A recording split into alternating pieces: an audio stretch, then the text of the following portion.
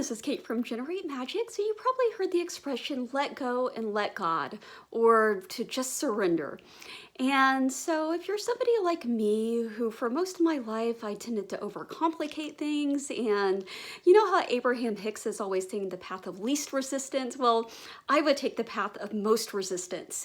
And so to me, this idea of letting go seemed very daunting. And for me, it was so much easier to do a process, right? To do a technique.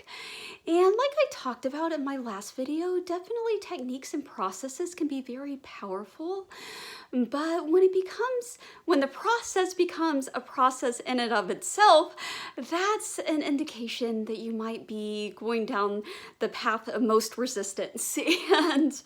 Or like I would just get these, it would start out kind of on a note where it would be very fun and very inspiring. You know, I would do some scripting or some affirmations and really get into it.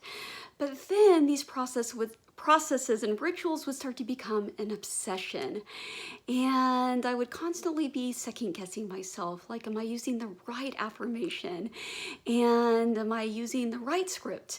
You know, and I would constantly be changing things around if I either acquire new information or if whatever I desire didn't immediately materialize into my reality. And it became less about the desire and more about just trying to get the process right.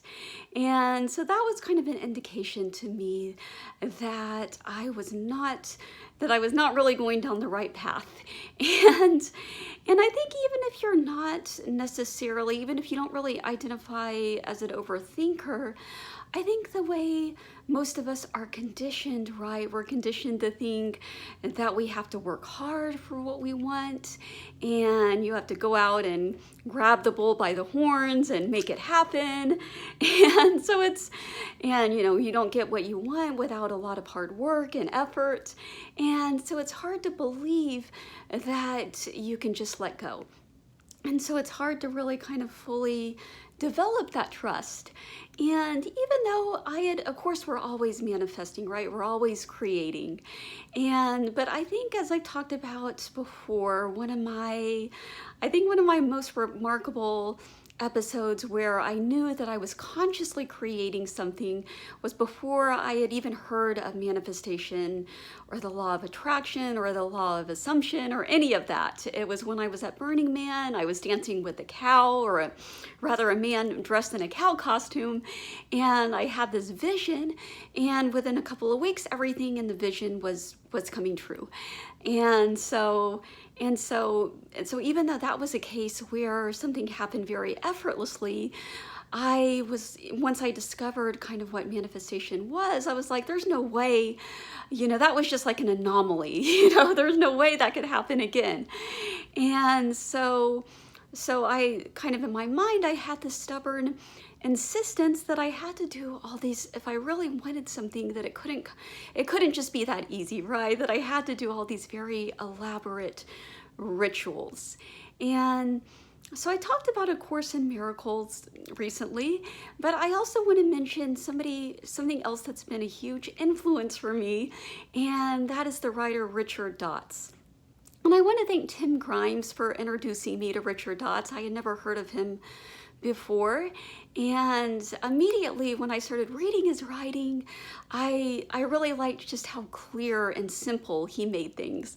Because Richard, his whole story is that he was kind of following the path that a lot of us have followed with manifestation, where he was doing all these elaborate rituals and just trying to feel good and think positive thoughts, but it was still a big struggle for him.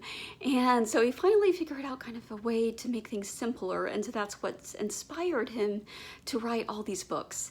And his more recent books are very next level. And so one of them is called Manifest As You Read. And I actually read the first few pages of the book a few months ago, I believe. And I was very intrigued by it, but at the same time, there was something a premise that he made, or a proposition, I guess, that he made in the book, that he said to be willing to let go of all the repeating affirmations and rituals and all the stuff that most of us have learned, right? And to be willing to let go of the mind and let go of mental processes. And immediately I felt this resistance come up. And obviously it was my ego that was coming in to interfere. And it was saying, oh no, you can't do that. And so it was this very stubborn insistence that it was like this kind of my way is the highway. And also this very, I think like most of us, right? We just have this attachment to our mind and this attachment to our way of doing things. And for me, as I mentioned before, I was always like a very good student. I considered myself to be very intellectual. And as an adolescent, I didn't feel like I had that much else going for me. I wasn't popular. I wasn't good at sports. And so I really felt like my intellect was really the only thing I had going for me. So it was something that I felt, it was an identity that I felt that I had to cling to very tightly and like just gripping onto it for dear life. And so I refused to listen to anything that threatened this. And so I think that's part of what kind of caused me to sort of cry out and protest and put the book aside.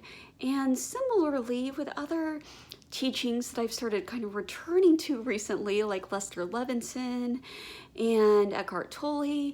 When I first came across their teachings, I remember just feeling a lot of resistance to them. And even though none of these, all these people, all these teachers, they all have their own unique perspective, right? But I think one kind of unifying theme is to let go of the identification with your mind, right? And it's not saying not to think. Obviously, we still need to use our mind, but it's just saying not to identify with your mind so much. And so I couldn't quite articulate the reason why, but it was just like my ego was kicking in, and I just felt this resistance whenever I would come across any of their teachings.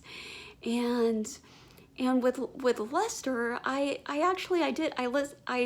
had listened to some audio recordings of some of his original lectures, and there was something I liked, I warmed up to about him and his whole energy, but I just couldn't get behind what he was saying. I just couldn't buy into it. And again, it was this kind of whole thing of thinking it can't possibly be that easy. And it was also this thing of just thinking that I couldn't let go of my mind.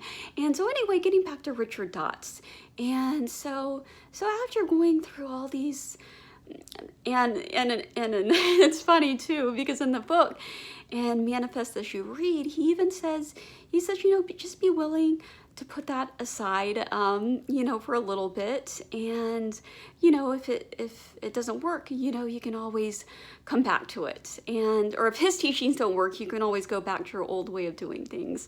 And for me, it was the opposite. I was like, I'm going to go back to my old way of doing things.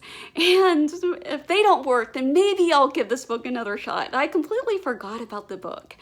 And so I went back into all these, just kind of like obsessively, my obsessive rituals.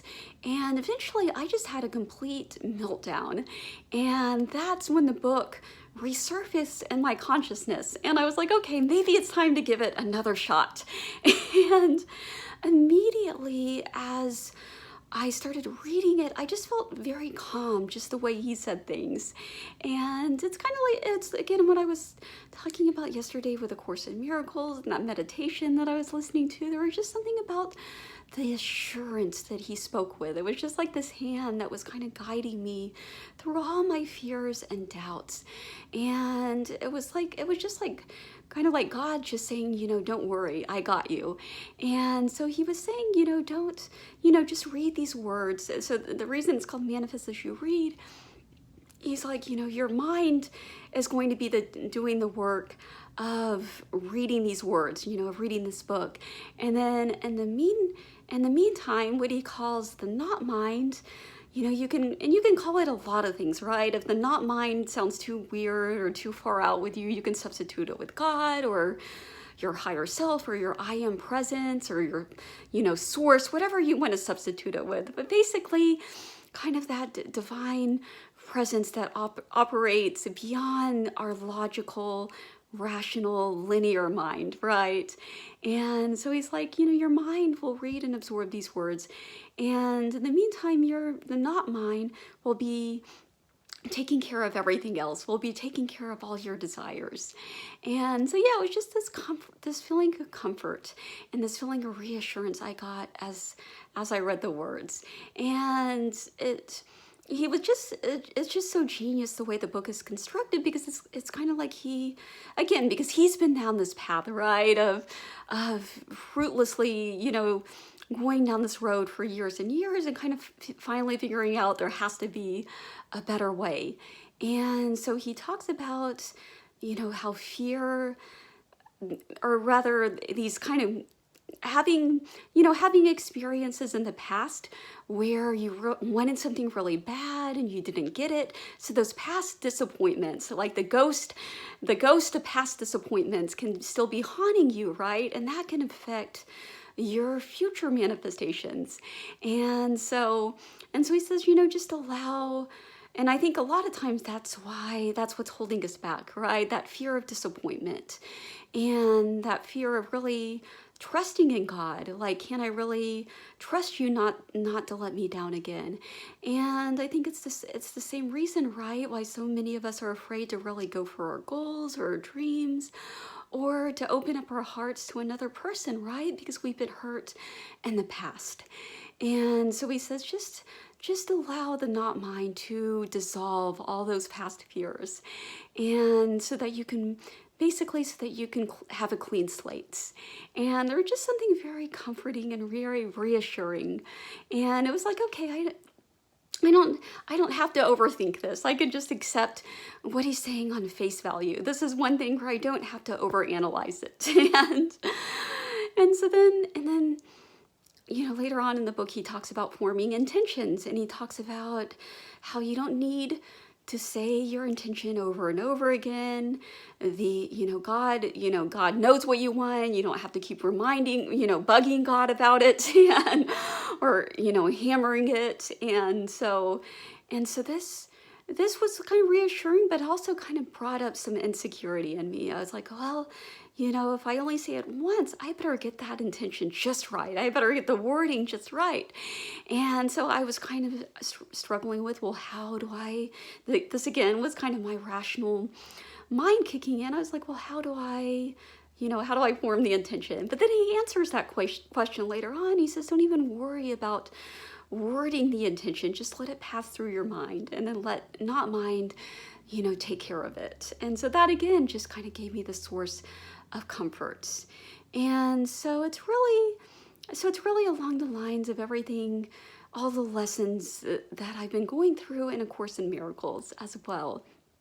And today's lesson, which is also kind of like a meditation, right, in A Course in Miracles, it was kind of expanding on this whole theme of, pushing back the clouds and seeing the light. But this time it tied into this whole idea of letting go and surrendering. And so there were some kind of concerns in the back of my mind that were passing through my mind when I first started the meditation. And then I just imagined them again as clouds, and I just pushed them aside. And even as I pushed them aside, I still kind of felt some fear coming up, like maybe I can't do this. And then I actually saw, God's hand reaching out to me. And so I grabbed onto his hand, and I allowed the hand to pull me through the clouds and to see the light, and to dissolve all of those tensions, all of those concerns that I was feeling. And so to get back to the question, okay, so how do you let go and how do you surrender? So letting go means being willing to let go of your insistence that you can't let go, first of all, because that's what I was doing, right? Insisting that it has to be complicated, insisting that it has to be yet another elaborate process. insisting that you can't do it. Because I had that thought, today when I was in my meditation, right? I was like, I don't know if I can do this. And it's just trusting, whatever you want to call it, right? Your I am presence, that divine presence within you to guide you through. You're not in this, just kind of knowing that, yes, it's within you. It's not, it's not like you're looking to an outer source or looking to some sort of external source to save you, because that's what today's lesson was concerning, but rather you don't have to rely solely on your linear, rational, egoic mind to do all the work, right? You can rely on your God self, your divine self, to help you through. And so it's being willing to trust. It's being willing to see the good in everybody, to see the good in every situation. And yeah, it's being willing, if there's something, there's something that you're doing, like a process that you're doing and it's not working, or a situation that you're in where the situation is really just making you unhappy. It's being willing to let go of that process, and it's being willing to step away from that situation and to choose yourself instead, to take a stand for your own happiness and just to say that I matter, right? And my happiness matters. And being willing to let go of your insistence on always being right. Because that's where so much of our suffering and our struggle comes from, right? It's just this insistence on being right. And this insistence that, yeah, maybe this whole surrender thing, or maybe this whole manifestation thing, maybe it works for other people, but it's never going to work for me. Or, being right when it comes to relationships. That's what causes so much of our relationship struggles, right? And our heart's been hurt in the past, maybe, or we feel like we've been stepped on in the past. And so we put up this shield, right? We put up this armor, and we feel like we have to protect ourselves from getting hurt again. And so we hang on to all these old stories about these other people, right? That these other people, that the man or the woman, that they're never going to commit to us, that these people are never going to show up for us in the way that we want, so we might as well just forget about it. And it's being willing to see beyond that. And really, it's being willing to let go of those old stories, right? Because that's what I realized that I was doing, is I was holding on to all these old stories. I saw them as part of my identity. I saw being an overthinker as part of my identity. And it's really just being willing to let go of all of that. And so that's what letting go really is, right? In order to let go, you must be willing to let go. And so I'm going to again reference the lesson from A Course in Miracles below if you would like to do it as well. I would really encourage you to. And also, I'm going to link to the Richard Dott's book. I would encourage you to read any of his books, really. And yeah, because he's definitely really been a help to me on my journey, and many other people as well, especially people that maybe found, some of the other teachings maybe a little bit too complicated, because he really just writes, so clearly and so simply. So that's what I really appreciate about him. And I think that's everything. So with that, thank you so much for watching, and have a wonderful day.